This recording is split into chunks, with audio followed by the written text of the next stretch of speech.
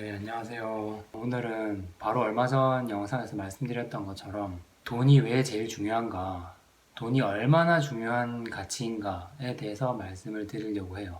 다 치우고 결론부터 먼저 말씀을 드리면 돈이 있어야 비굴해지지 않고 내가 생각한 대로 살 수 있기 때문이에요. 삶에 끌려가면서 살게 되는 대로 생각을 맞추는 게 아니라 내가 생각한 대로 그 생각에 맞춰서 살아갈 수 있다는 거죠. 내 스스로가 맞다고 생각하는 거를 지키면서, 한마디로 내 스스로를 지키면서 살 수 있는 거죠. 그러기 위해서는 돈이 필요한 것 같아요. 돈이 없으면 굉장히 비굴해집니다. 누군가 그런 말씀을 하셨어요. 없는 것보다 더 더러운 게 없다.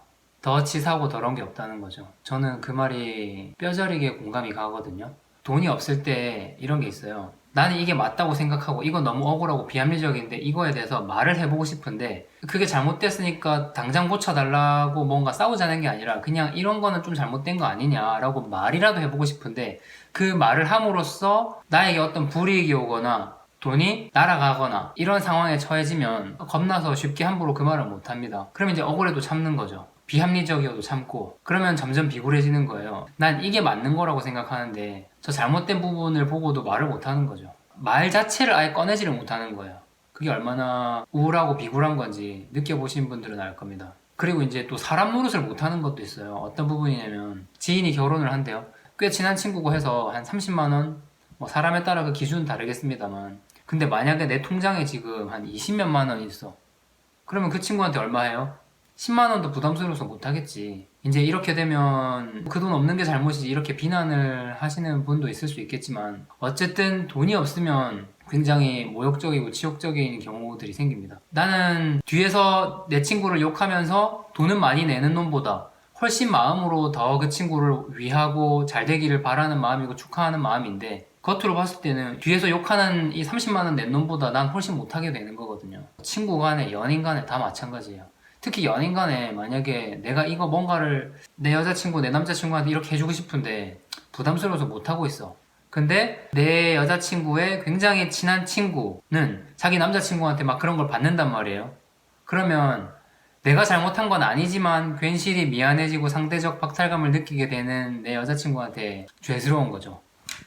그리고 이거는 추가적으로 말씀을 드리면 좋을 것 같은 예시라서 다시 이거 폰 들고 말씀드리는 건데요. 나 오늘 뭐가 먹고 싶은데 조금 비싼 걸 먹고 싶은 거예요. 근데 돈이 없어. 그러면 남자친구 또는 여자친구한테 이거 먹자 이렇게 말을 하고 싶은데 내가 낼 것도 아니기 때문에 쉽게 말을 못 하는 거죠. 그렇다고 사달라라고 말하는 것도 좀 웃기고 그럴 때 내가 이렇게 이거 먹고 싶다라는 뉘앙스를 좀 비췄으면 얘가 상대방이 알아서 그거 먹자 이렇게 좀 해주면 좋은데 그래서 자기가 사겠다라고 나와주면 좋은데 그게 안 될 때 그럴 때도 되게 치사스럽거든요. 말하지 않아도 알아서 해줬으면 좋겠는데 그거 굳이 꼭 내가 내 입으로 말해야 되는 상황이 되거나 하면 그럼 그냥 안 먹고 말면 되죠.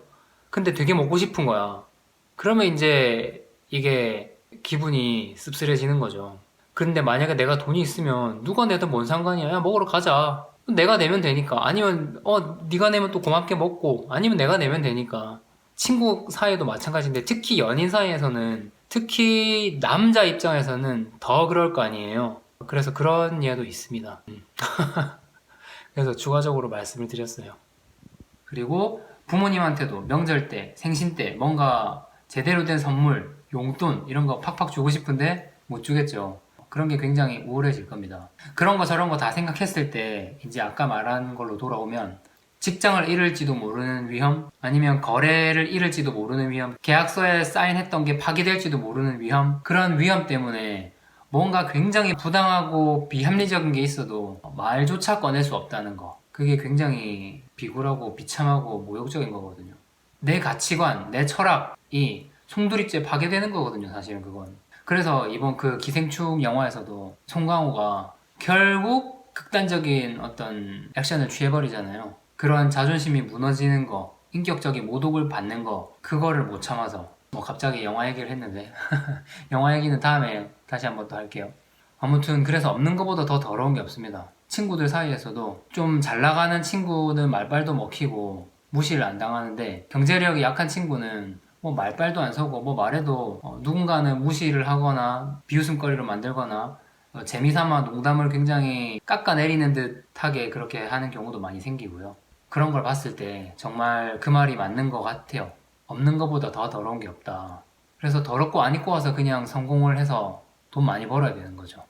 뭐 성공과 돈 많이 버는 게 거의 동의어처럼 쓰이는 것 자체도 슬픈 현실이지만 아무튼 저는 그거를 동의어로 쓰고 싶은 사람이에요. 오히려. 그래서 정말 일단 돈을 많이 버는 게 중요한 것 같아요. 너무 극단적인가요? 근데 눈물 젖은 빵을 먹어보지 않은 사람은 정말 이 말에 대해서 비난할 자격이 없어요.